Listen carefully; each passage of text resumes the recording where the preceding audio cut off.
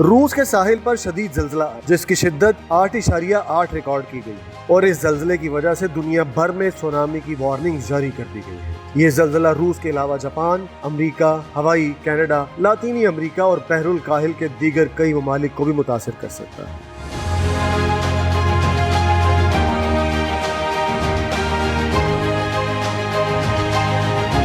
آج صبح روس کے علاقے کیم چاتکا کے ساحل کے قریب دنیا کے سب سے بڑے سمندر بحر الکاہل کے نیچے ایک زوردار زلزلہ آیا۔ زلزلے کا مرکز زمین کی سطح سے تقریباً 20 کلومیٹر کی گہرائی میں تھا۔ یاد رکھیں جب بھی زلزلے کی گہرائی کم ہوتی ہے تو اس کی شدت زیادہ زور سے محسوس ہوتی ہے۔ یہ زلزلہ 8.8 شدت کا تھا جو دنیا کے طاقتور ترین زلزلوں میں سے ایک تصور کیا جاتا ہے۔ 2011 کا جاپانی زلزلہ بھی تقریباً اسی سطح کا تھا جس نے تباہ کن سونامی پیدا کی۔ روس کی حکومت نے فوری ہنگامی حالت کا اعلان کیا اور عوام کو محفوظ مقامات پر منتقل ہونے کی ہدایت دی۔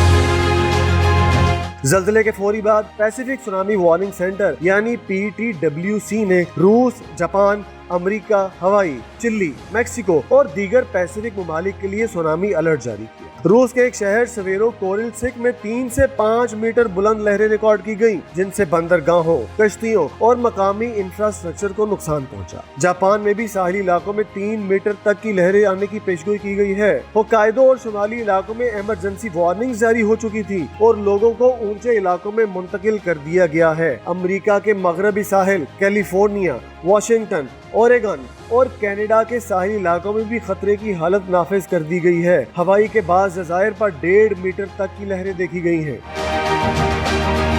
اس ساری صورتحال کی سنگینی کو دیکھتے ہوئے دنیا بھر کی حکومتوں نے تیزی سے رد عمل دیا۔ جاپان نے اپنی ٹرین سروس معطل کی، اسکول بند کیے گئے اور ہزاروں افراد کو محفوظ علاقوں تک منتقل کر دیا گیا۔ امریکہ کے نیشنل سونامی وارننگ سینٹر نے الرٹ جاری کیا اور لوگوں کو ساحلی علاقوں سے دور رہنے کا مشورہ دیا۔ کیلیفورنیا کے کچھ حصوں میں ساحلوں کو خالی کرا لیا گیا اور لوگ اونچے مقامات کی طرف روانہ ہوئے۔ چلی، پرو، میکسیکو، ایکواڈور جیسے لاطینی ممالک میں بھی سونامی کی پیشن گوئیاں جاری کی گئیں، خاص طور پر ان علاقوں کے لیے جو بحر الکاہل سے متصل ہیں۔ زلزلہ ماہرین کا کہنا ہے کہ یہ زلزلہ سبڈکشن زون میں آیا جہاں زمین کی ایک پلیٹ دوسرے کے نیچے دس جاتی ہے اور شدید توانائی جمع ہو کر اچانک خارج ہوتی ہے۔ یہی وہ زون ہے جو اکثر تباہ کن سونامی پیدا کرتا ہے، جیسا کہ 2004 کا انڈونیشیا زلزلہ اور 2011 کا جاپان کا زلزلہ بھی ایسا ہی تھا۔ ماہرین خبردار کر رہے ہیں کہ اس زلزلے کے بعد آفٹر شاکس یعنی چھوٹے زلزلے بھی آ سکتے ہیں جن کی شدت 6 سے 7 تک ہو سکتی ہے۔ قدرتی آفات اور ہماری زمین کا ساتھ شروع سے ہے۔ جاپان کا نیوکلیئر پلانٹ خالی کرا لیا گیا ہے۔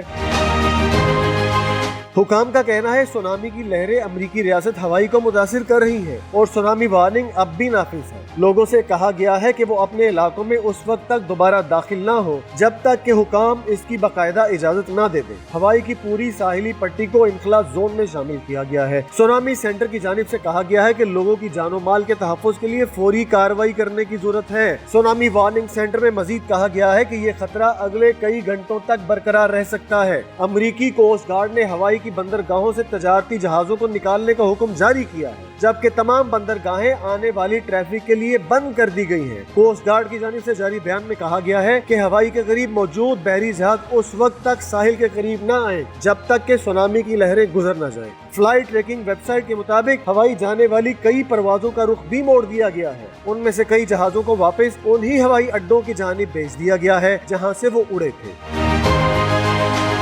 ٹوکیو سے لے کر ہوائی تک اور کیلیفورنیا سے نیوزی لینڈ تک لاکھوں افراد سونامی کے خدشے کے باعث ہائی الرٹ پر ہیں۔ US جیولوجیکل سروے کے مطابق 8.8 کی شدت کا یہ زلزلہ تاریخ کا چھٹا شدید ترین زلزلہ ہے۔ اس کے علاوہ 2010 میں چلی میں آنے والا زلزلہ اور 1906 کو ایکواڈور کا زلزلہ بھی 8.8 شدت کا تھا۔ چلی کے زلزلے کے بارے میں USGS کا کہنا ہے کہ وہاں اس زلزلے کے نتیجے میں 523 افراد ہلاک اور 3,70,000 سے زائد گھر تباہ ہوئے تھے۔ ایکواڈور کے زلزلے کے بارے میں USGS کا کہنا ہے کہ اس زلزلے نے طاقتور سونامی کی لہروں کو جنم دیا تھا جو شمال میں سان فرانسسکو تک پہنچی تھی۔ اس زلزلے کے نتیجے میں 1500 ہلاکتیں ہوئی تھی۔ دلچسپ بات یہ ہے کہ 5واں شدید ترین زلزلہ 1952 میں روس کے ہی علاقے میں آیا تھا۔ یہ دنیا کا پہلا ریکارڈ کیا گیا 9 شدت کا زلزلہ تھا۔